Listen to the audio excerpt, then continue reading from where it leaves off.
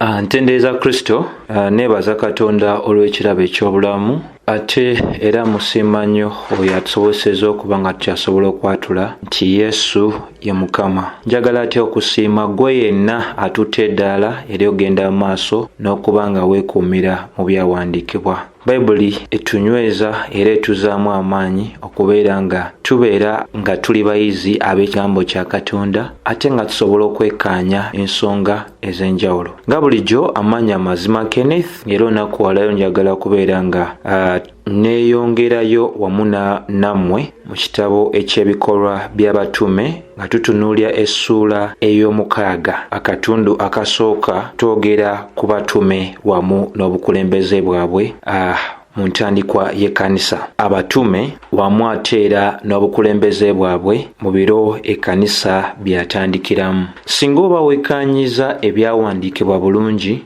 nga tugenda mu maaso n'okutunuulya essuula ey'okutaano, ey'okuna n'ey'okutaano, mwe tulabira ensonga ey'okuba nti abatume bagenda mu maaso n'okubeera nga baaniriza ebyo byonna ebyali bigenze mu maaso n'okubeera nga biweebwayo abantu abo abaali balina nga basazeewo okugabana n'abo abatalina oba abakristaayo abataali bagagga mu mbeera ey'ebintu ebikwatibwako mu mubiri. Tulabye ddala okuviira mu ssuula ey'okubiri, essuula ey'okuna n'essuula ey'okutaano ng'empisa ey'okugaba eyo yali ya muggundu nnyo eri abakristaayo ab'enjawulo. Era tulabira nti okuva ddala mu ssuula ey'okuna mwe tulabira embeera eyagenda mu maaso n'okuviirako abantu nga Ananiya ne Safira okubeera nga bagenda mu maaso n'okuttibwa kuba nti bagenda ne batandika okulimba nti kyonna kye baali bawaddeyo kyali kiviiridde ddala mu ebyo byonna bye baali bafunye mu ebyo bye baali batunze. So ssebo ne nnyabo awuliriza, kikulu nnyo gwe nange okuba nga tunnyonnyokera ddala ensonga zino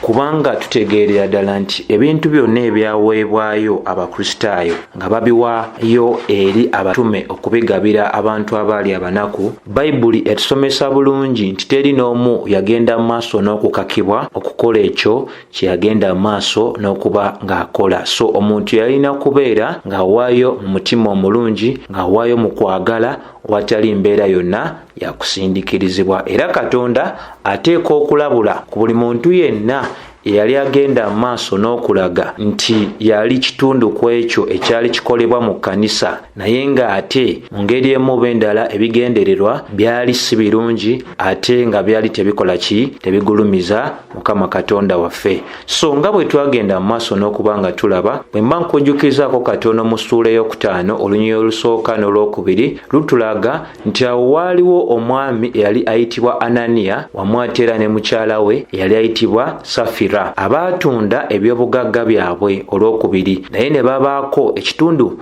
ku ekyo kye baali bafunye mu ebyo ebyali bitundiddwa kye beesigaliza, then oluvannyuma ne balyoka baleeta ekyo ekyali kisigaddewo. Bayibuli eraga ne bakiteeka ku bigere eby'abatume. Mbagirawo omwoyo wa Katonda n'agenda maaso n'okwanja ensonga n'okubeera nga abikkulira Peetero kwe kutegeerera ddala obulungi ng'agamba omwami ayitibwa Ananiya ng'amugamba nti lwaki okkiriza Sitaani okujjuza omutima gwo obulimba. N'agenda mu maaso n'okuba nga amugamba okubeera ajjuza omutima gwo obulimba ng'okulimba omwoyo omutukuvu era n'obaako ekitundutundu kye weesigaliza ekyaki eky'omuwendo ku ebyo bye wali ofunye. So nga bwe twalaba mu ssuula ey'okutaano bwe twali tusomesa ku mbeera eyaliwo wakati wa Ananiya ne Safira nti oluvannyuma nnyo omwami n'omukyala bagenda mu maaso n'okuba nga bafa, kubanga embeera nga Peetero bwe yali agiraze, embeera yali eragira ddala nti baali tebalimba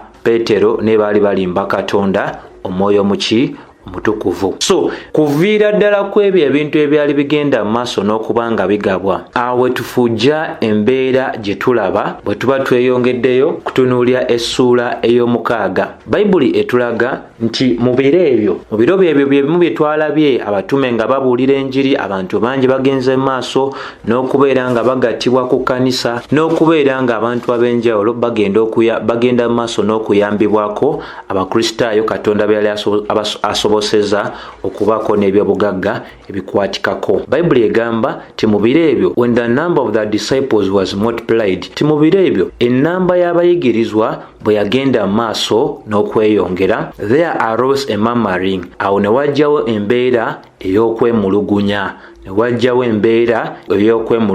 of the Grecians against the Hebrew. Bayibuli eraga nti okwemulugunya kuno kwali kwa Bayonaani Abayudaaya eri Ababebbulaniya because their widows were neglected in the daily ministration. Tikubanga bannamwandu Ababayonaani baali balekeddwawo ku nsonga ey'okufuna obugabirizi obwo obwaweebwanga buli lunaku. Kati awo we wali ebintu ebikulu benjagala tubeere nga tunnyonnyoka nga tutunuulya essuula eno ey'omukaaga akatundu akasooka okuviira ddala ku lunyiriri olusooka paka ku lunyiriri olw'omunaana. Ebintu ebikulu eby'okubanga gwe nange tufaayo eri byo bye bino wammanga. Bayibuli etulaga ebiro bye tutegedde byali ebiro eby'abatume. Katonda n'awa omukisa okubuulira kwabwe okw'ekigambo. Bayibuli eraga nti ennamba ey'abayigirizwa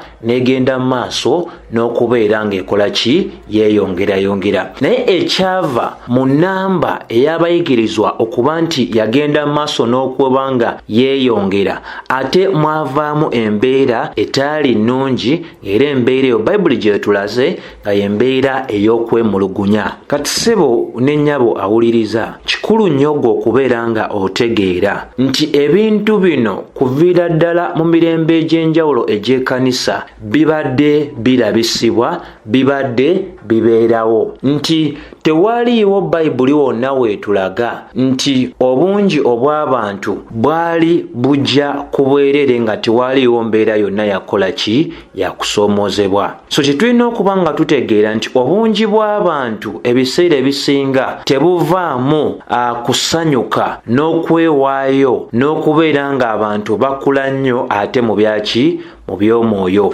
Wabula obungi bw'abantu okweyongera mu kkuŋŋaaniro eri abo abakkiriza ate bujja n'emitawaana, bujja n'obutali bumativu, nti ekibadde ekitono nga kimala batono. Kati ate ennamba bw'etandika okweyongera, mutandika ofuna embeera evaamu abamu okubeera nga babeera nga si bamativu. Naye mu masekkati g'ebyo byonna kikulu nnyo ffe okuba nga tutegeera ti Katonda asobola okuganya ebintu ebyo byonna okubanga bibaawo. N'aganya obwenju bw'abantu okubanga bweyongera, ate n'akkiriza n'emitawaana egimu okubanga gikola gitya? Nga gibeerawo, era ekigendererwa kyakubeera nga tukakkanyizibwa, oba kyakubeera nga tubeera abantu abaki? Abakakkamu, abeesiga Katonda mu buli kanyomero konna, mu bungi ne mu kubeera nga tetulina bungi bw'abantu. Kati so wano ensonga enkulu gy'olabira ddala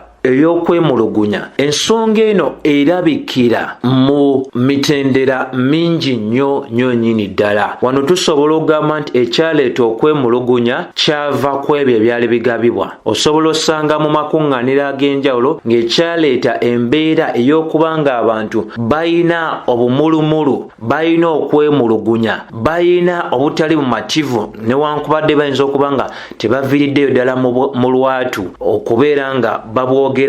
Ssebo n'ennyabo ampuliriza ku luno, eno yali nsonga y'ebyo ebyali bikwatikako ebyaweebwanga abakristaayo abataayina bikwatikako mu mubiri. So ensonga esobola okubeera nga yanjawulo. Kusobera kubeera nga kubuulira kwa kigambo nga kwe kuleese embeera etali ya bumativu.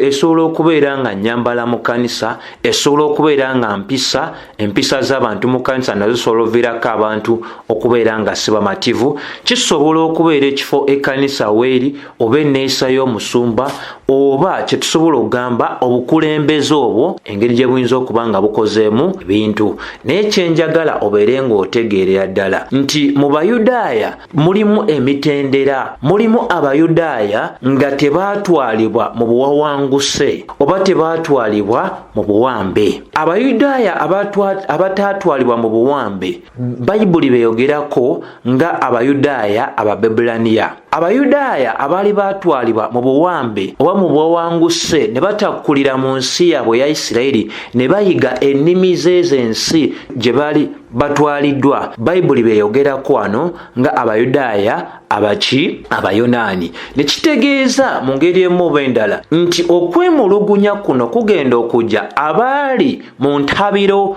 y'okubeera nga ebintu ebyali bireeteddwa bigabibwa tebaali balala, baali batume. Kati mu ngeri emu oba endala bano Abayonaani abagamba nti bannamwandu baabwe baali balekeddwa baalinganga abagamba nti abatume balinamu kyekubira mu kugaba kwabwe okw'ebintu. Naye jjukira ensomesa ya Bayibuli nnambulukufu bulungi etulaga nti embeera ey'okubeera nga abantu babeera n'obutali bumativu, embeera eyo tesanyusa Katonda era yaviirako bannayisirayiri bangi okubeera nga battibwa mu ndagaano eri enkadde. Ensonga lwaki Bakolinso ekisooka essuula ey'ekkumi olunyiriri lw'ekkumi etangaaza bulungi ng'etugamba nti oyo y'omu eyajja bali e Misiri, yoyo y'omu eyabettira bwe baatandika okgenda maaso n'okwemulugunya. Bayibuli n'enyweza mu ssuula ey'ekkumi olw'omukaaga ey'Abakolinso ekisooka ng'egamba nti bino bituwandiikiddwa oba bituweereddwa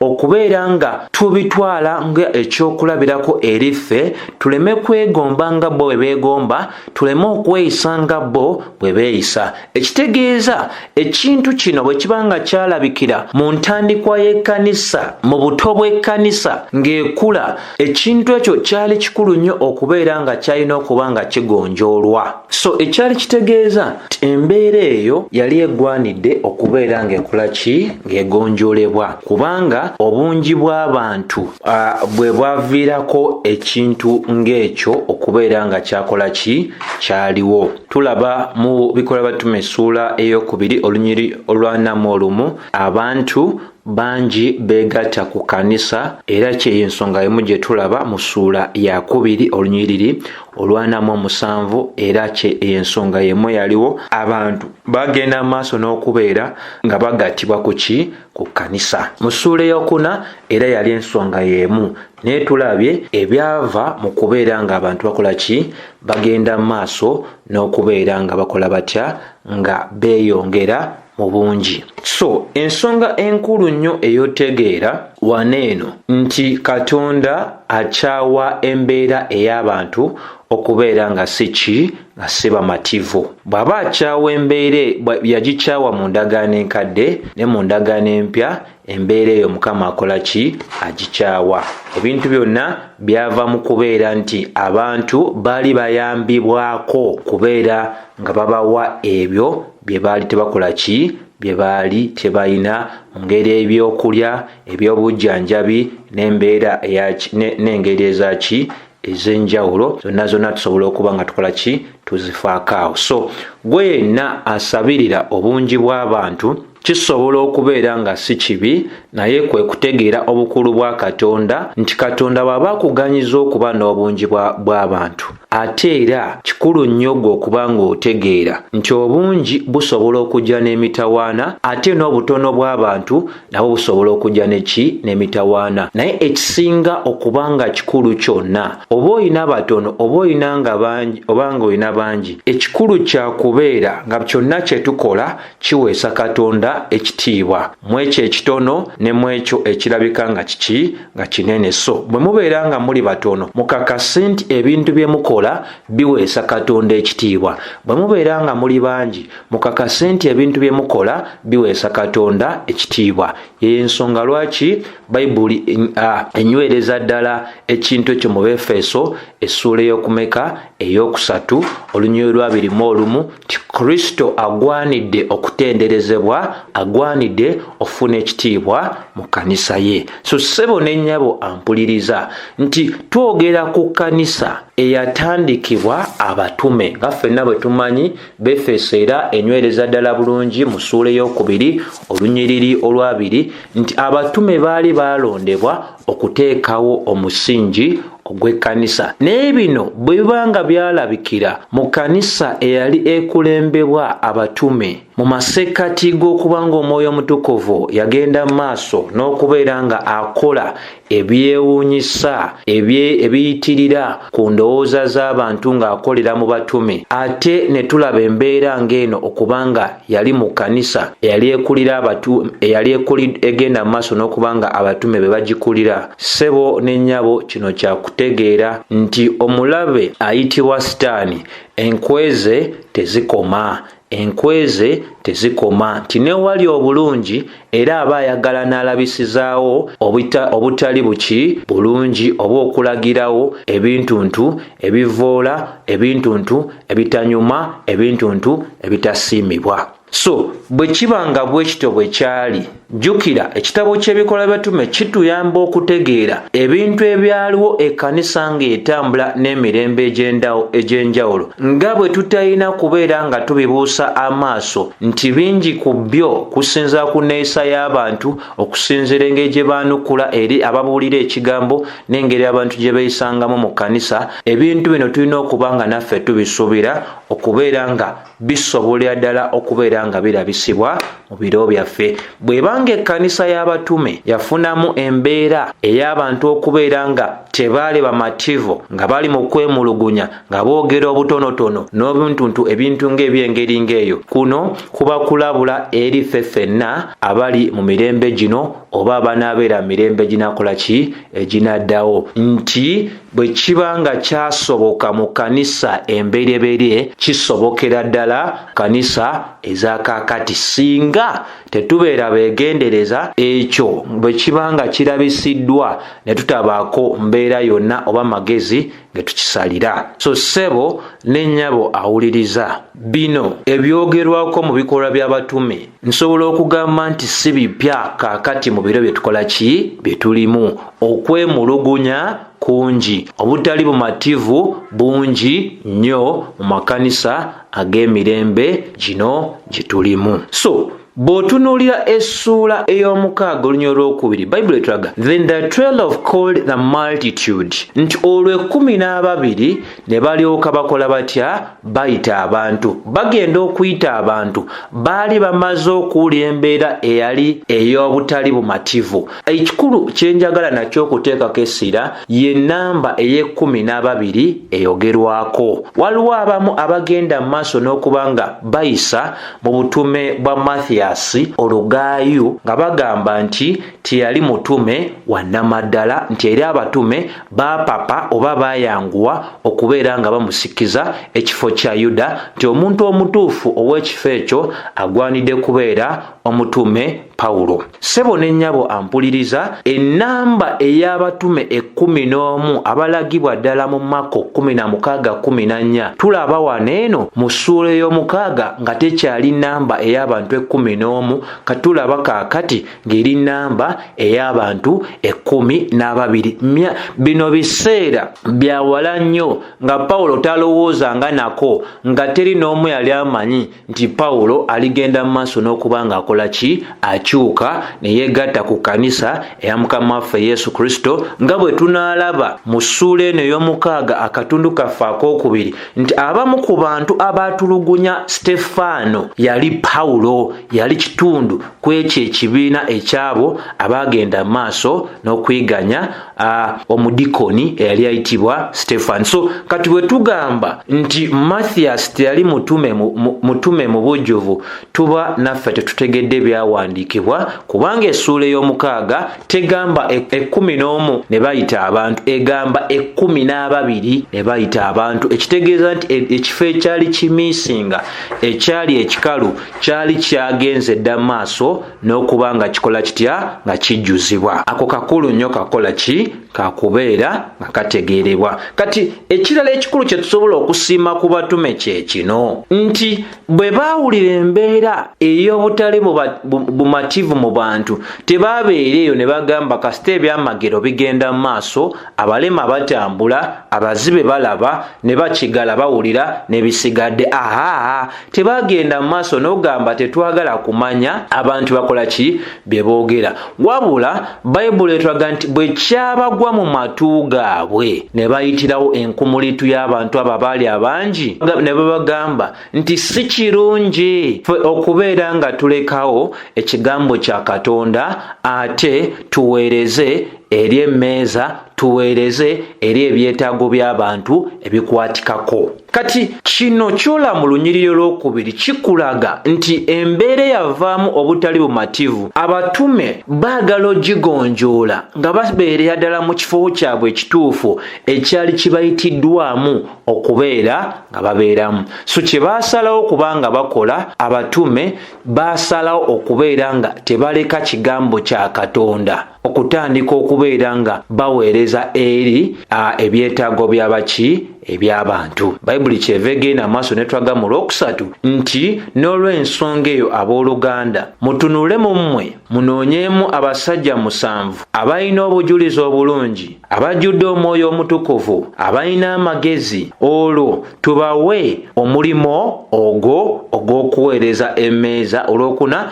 naye ffe tuneeweerayo ddala eri essaala eri n'obuweereza obw'ekigambo kya Katonda. Bwe batyo abatume bwe baayanukula. Kino kikulu nnyo kyakubanga tutegeera gwena omuweereza naawe atali muweereza ow'ekigambo kya Katonda, kubanga kisala mu njuyi ebbiri. Gwe atali muweereza w'ekigambo kya Katonda weetaaga n'omanya nti oyo eyeeyita omuweereza w'ekigambo kya Katonda ayimirira mu maaso gammwe yeeweereddeyo ddala eri essaala, yeeweereddeyo ddala eri obuweereza obw'ekigambo kya Katonda okubeera nga akyekkaanyiza ddala bulungi nga tannaba kigabanya mu maaso gammwe. Gwe yenna agamba nti oli muweereza w'ekigambo kya Katonda okakasiza ddala nti wennyise mu kusoma ebyawandiikibwa ebyo n'okubyekkaanyiza ddala obulungi. Abatume tubalaba nga balwanirira ofiisi yaabwe enkulu ey'essaala wamu ate era n'ey'obuweereza obw'ekigambo, kubanga Timoseewo 1:2 eyogerera ddala bulungi ng'egamba Pawulo bwe yali ayogera eri omuvubuka omuto ayitibwa Timoseewo yamugamba ebigambo ebikulu ennyo ng'amugamba nti yali talina kubeera ng'akola ki ng'azikiza. Amugamba nti gwe buulira ekigambo kya Katonda, beera mwetegefu mu biro ne mu biseera ebiringa ng'ebitali bya biro, genda maaso n'okubeera ng'okakasa n'okunenya n'okuzzaamu amaanyi n'obugumiikiriza wamu ate era ne mu kusomesa. So lyeryo ekkatala ekkulu, gwe mulimo omukulu ogw'oyo omusumba, ogw'oyo omusomesa ow'ekigambo kya Katonda. Ebyo abatume bagenda obyogera ebyogamba nti tetujja, si kirungi, tekikkirizibwa oba tekigwanidde ffe okulekawo ekigambo kya Katonda. Baakizuula nti bwe babeera baakubeera nga basazeewo okuweereza eri ebyetaago by'abantu, ekimu ku byo kyalina okubeera nga kirekebwa. Okugenda mu maaso n'okulekeraawo okusomesa ekigambo kya Katonda, olwo beeweereyo ddala mu kuweereza obulungi eri ebyetaago by'abantu ebikwatikako. Naye kye baagenda okutegeera nti obuyite bwabwe obukulu tebwali bwa kubeera nga ate beggulayawo nnyo embeera y'osensikana ebyetaago by'abantu ebikwatikako. Baategeera obuyite bwabwe obukulu oba yafeesi yaabwe enkulu yali yakukakasa nti beeweerayo ddala eri essaala n'obuweereza obw'ekigambo kya Katonda. Jjukira olunaku olwaleero ng'ekyo kimaze okwogerwa, tulina okikkiriza ate era tulina okitegeera nti olunaku olwaleero abaweereza abasinga tebamanyikiddwa, tebagenze mu maaso n'okuba nga bamanyibwa olw'engeri gye basomesamu ekigambo kya Katonda ennungi. Bagenze mu maaso n'okumanyibwa olw'engeri gye balina obunafu mu butasomesa ekigambo kya Katonda obulungi ate ne bamanyibwa nnyo mu kubeera nga balungi nnyo mu kubeera nga bagaba ebintu ebikukola ki ebikwatikako kubanga olunaku olwaleero okugabira abantu ebyetaago byabwe ebikwatikako kiteereddwa mu kifo ekibereberye okusinga okukulembeza ensomesa ennungi ey'amazima ag'ekigambo kya Katonda. So newankubadde ebikolwa eby'okuyamba abalwadde nga tubawa ebyokukozesebwa oba bamulekwa oba abantu abalema oba abantu bakateeyamba nti ebikolwa ebyo ebyokubawa ebintu ebyetaaga okukozesa mulamu obwa bulijjo bikulu ssebo ne nnyabo ekyo eri ffe abaalokoka oba oli mubuulizi wa kigambo oba toli mubuulizi wa kigambo nti bwe buweereza bwo bukulu tetulina kusoosa kugaba kw'ebintu ebikwatibwako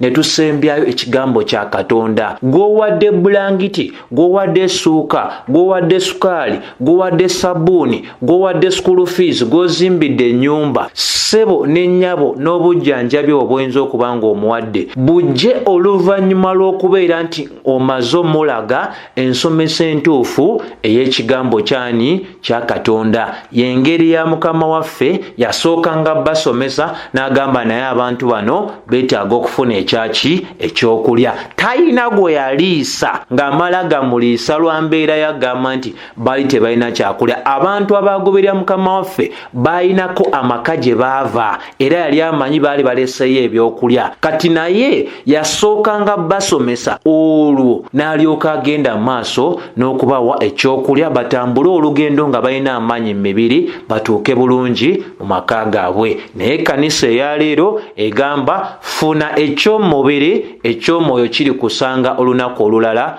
lwonna. Ssebo n'ennyabo awuliriza kye kino kye njagala otegeere. Obwatali buweereza oba owatali mbeera ya muntu agamba nti musumba okubanga yeeweerayo ddala eri obuweereza obw'ekigambo kya Katonda, omuntu oyo tasobola kutuukiriza buweereza oba omulimu ogwo Katonda gwe yamuyitira. Kyova olaba abatume baagamba nti kino tekigwanidde era tekikkirizibwa era tekisiimibwa era tekigwanira ffe okubeera nga tuleka kiki ekigambo kya Katonda kubanga baba kubeera nga balekawo ekigambo kya Katonda. Ekyo kyali badde kitegeeza ti abatume baali bamaze okubeera nga beenenya omulimu omukulu ogwali gubaweereddwa ogw'okubuulira ekigambo kya Katonda ne beggulirawo nnyo okubeera nga babeera abantu ababeera ab'ebitongole nga bayambako abantu abatalina bintu bikozesebwa. So ekikulu nnyo ekyokuyiga wano kye kino nti bw'otunuulira essuula gye tulaba mu kitabo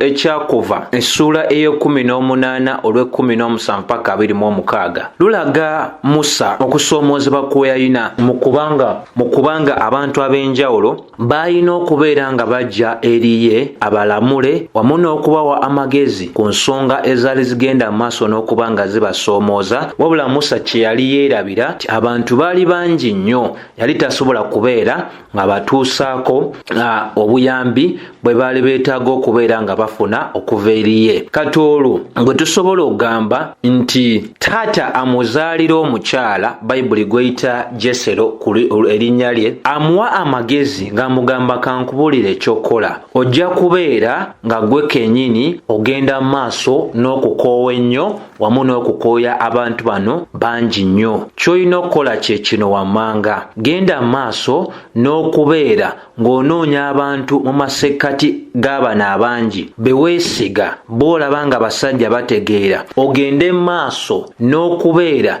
nga osomesa abasajja abo abatya Katonda ab'amazima abatalina kwegomba, obasomesa engeri y'okugonjoolamu ebintu, obabeere ng'obawa obukulembeze obw'okuba nga abamu bakulira 10,000, abalala nga bakulira 10,000, abalala nga bakulira 5, abalala bakulire 10,000 n'enkumi. Bw'onna kikola ekyo, ensonga ez'amaanyi ennyo ze zinaaba zigwanidde okuleetebwa eri ggwe, naye ensonga ezo entonotono ezisobola okugonjolebwa zigonjolebwe bo. Bayibuli eraga nti Musa n'awuliriza ekigambo ekya kitaawe amuzaalira omukyala, era Musa n'alonda abaami abaali basobola mu Isirayiri n'abakwasa obukulembeze obw'abantu ab'enjawulo. Nti mu mmodo ey'endagaano enkadde ne Musa yennyini yali waakumenyebwa, n'olugendo olwali balindiridde olugenda e Kanaani terwandibaddewo nga ebbanga lyonna bali awo balindiridde omuntu omu abaddemu ku nsonga eno abaddemu ku nsonga eri. Naye bwe yamala okuweebwa amagezi ekyo ne kitereezebwa. Kati wano kye tulaba bwe bwangu obw'abatume nti bwe bategeera nti waliwo obutali bumativu tebaasooka ate kugamba nti tuyingira mu kusaba tubuuze Katonda, tebaasooka gamba katugenda mu kusiiba Mukama abeeko kyayogera. Bamanya bumanyi nti kino kyali tekikoze kyali tekigwanidde. Kati Bayibuli kyova olaba etulaga nti bo mu lunyiriro olwokusatu bagamba mwenoonyeze mu mmwe. Bo be baali bamanyidde ddala omuntu omutuufu ow'okubeera ng'akola nga wakola omulimu ogwo. Bo bagamba nti munoonye mu mmwe abasajja abasajja 7. Kitegeeza nti abatume baawa obuvunaanyizibwa obw'okulonda abantu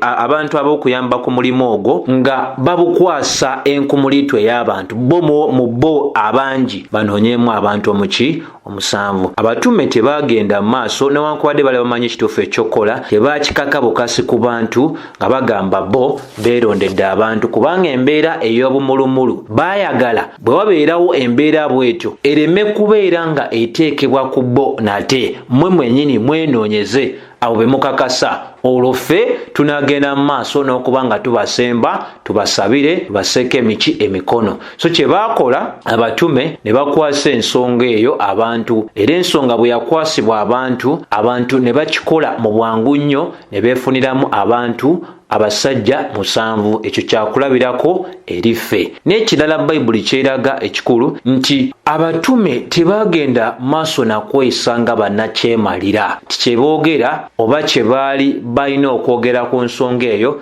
kye kyali kigwanidde okusembayo. Baasalawo okubeera nga obumu busigala mu bantu n'okubeera nga abantu beesigiŋŋana. Kyova olaba ssebo ne nnyabo agenda mu maaso n'okuba nga owuliriza. Ekirala kye baayogera ekikulu kwe kulonda abantu ab'obubaka obulungi. Nti abakulembeze mu kkanisa balina kubeera nga tebaliiko kyakunenyezebwa, si mu nsonga ey'okubeera nti tebasobola kuba nga boonoona, n'obula mu nsonga ey'okubeera nti obulamu bwabwe obwa bulijjo n'omulala asobola obuweerako obujulizi. So bwe kityo bwe kigwanidde okubeera. Ate balina okuba nga bajjuzibwa omwoyo. Ekitegeeza ki? Balina kuba nga balokole ng'ate abantu abo ne ekibala eky'omwoyo omutukuvu kirabisibwa mu bo ng'okwagala, ng'essanyu, ng'emirembe, ng'obugumiikiriza, ng'okukkiriza, ng'obukkakkamu n'ebirala tomoonyi. Bayibuli era eyogera ne ku nsonga ey'amagezi. Ensonga ey'amagezi esalawo nnyo ku ngeri omuntu gy'ayanukula eri ebyo ebiba bimulumbye. So ekyo nakyo kyakuyiga eri ffe nti tugwanidde ofuna abantu nga boogerwako bulungi, nga bantu bakkakkamu, nga bantu abo nga obulamu bwabwe bulagira ddala Omwoyo Omutukuvu akolera mu bo, ate ng'abantu abo bagezigezi. So ekirala Bayibuli eraga mu Lwokuna ffe olwo tulyoke tweweereyo ddala continually, eluzo nkyekolesa ng'egamba ffe tweweereyo ddala owatali kutunula mabega, tubeere nga tugumira owatali kukoowa. So waliwo abaweerezaamu nga baakoowa dda nga bakugamba oyo gw'olaba mu myaka egya 80 oyo ng'asobola okubuulira ekigambo kya Katonda ng'ayogera n'ennyenje ne zikunkumuka nga ziva ku kisenge. Naye omuweereza oyo kaakati bwe yatuuka mu myaka 5, bwe yatuuka mu myaka 6, mukoowu muzibu, ebintu by'asomesa tebikola ki? Tebitegereka. Ensomesa y'abatume eraga nti okwewaayo kwabwe kwali kutegeeza endowooza yaabwe yonna baali basazeewo ebeere nga eggulibwa eri okutegeera ekigambo kya Katonda eri owatali kukoowa kubeera nga babeera nga beewaayo eri obuweereza obw'ekigambo kya Katonda. So Bayibuli neeyogera ne ku kintu ekyo abantu 7 kubanga mulimu abantu abaagala nnyo okusomesa okutambuliza mu kye tuyita okubala. Ennamba eyo etegeeza ki? Ennamba 3 etegeeza omuntu, manya ng'ennamba 3 etegeeza obusatu obwa Katonda. Ennamba 6 etegeeza omuntu kubanga omuntu yatondebwa ku lunaku lwa 6. Kugamba abantu abasinga baagala nnyo enjiri yaabwe ogitambuliza ku numbers, naye ennamba 7 wano teyinaako kintu kyonna kiri awo kyamaanyi nnyo nti kya mwoyo kyesongako, wabula otulaga nti bwe baalonda 7 bagenda okulaba nga beeba abaana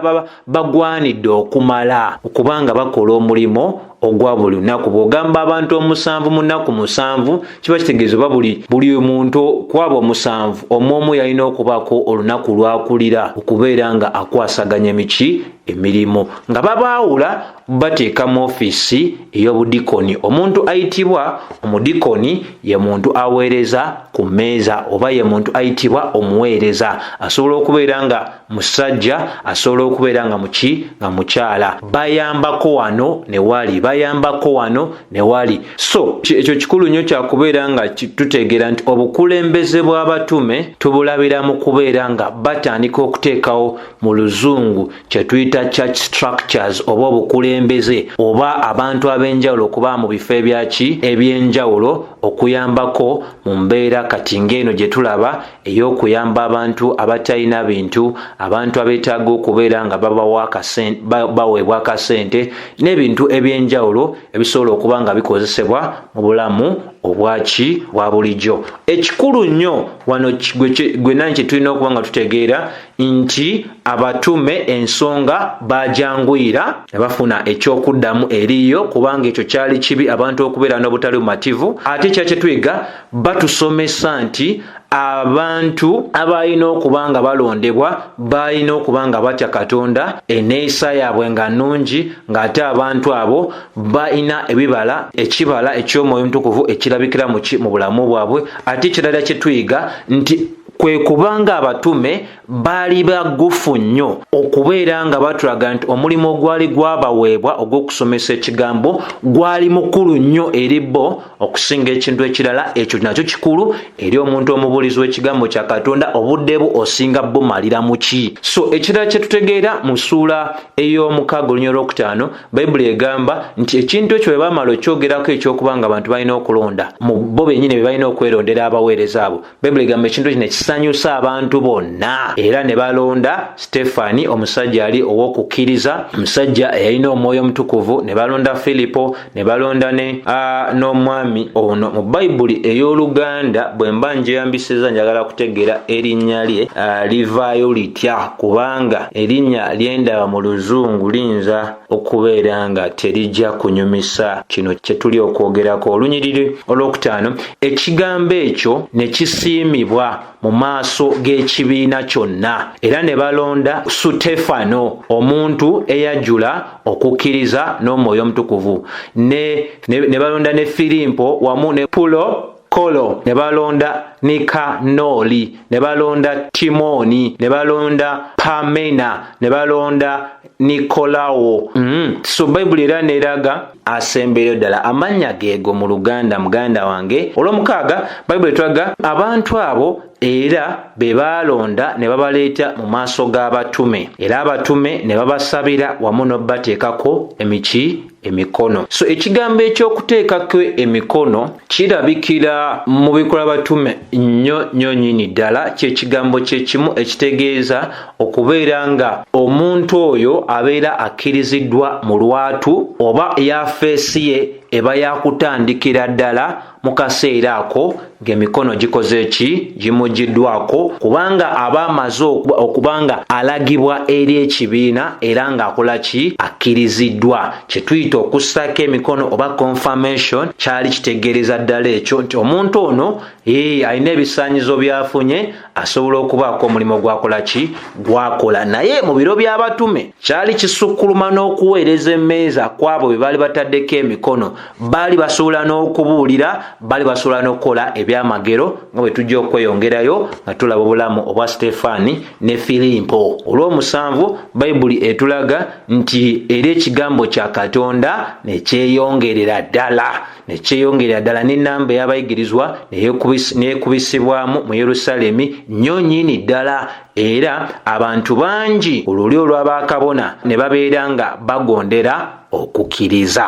Ekyo kikulu nnyo kya kutegeera, kubanga ssebo ne nnyabo abaali bayigganya enjiri olw'ekisa kya Katonda ekyamagero kirabisibwa, abaali bayigganya enjiri abamu ku bakabona nabo ne bakola ki? Ne bagondera okukkiriza. Kyetuva tugamba obuwanguzi buli eri Katonda waffe yekka. Sisobola kubanga nsukka wano wabula okugamba nti weeyongere okubeera nga wekkaanya ensonga zino, ng'osoma ekitabo kino, ng'osoma ebitabo ebirala, n'ekyo ky'ogwanidde okubanga okwesa mu bulamu bwo okuva mu bino ebiba bibuuliddwa. Kikulu nnyo okubeera nga ofaayo eri ebintu bino, okakasiza ddala nti gwe nange tukola ebintu ebiweesa Mukama Katonda waffe ekitiibwa. So nsaba ekisa kya Mukama waffe Yesu Kristo wamu n'okwagala kwa Katonda mwatera n'okussa ekimu okw'Omwoyo Mutukuvu bibeere eri mmwe mwenna abooluganda n'emirembe gitaggwaawo. Amiina.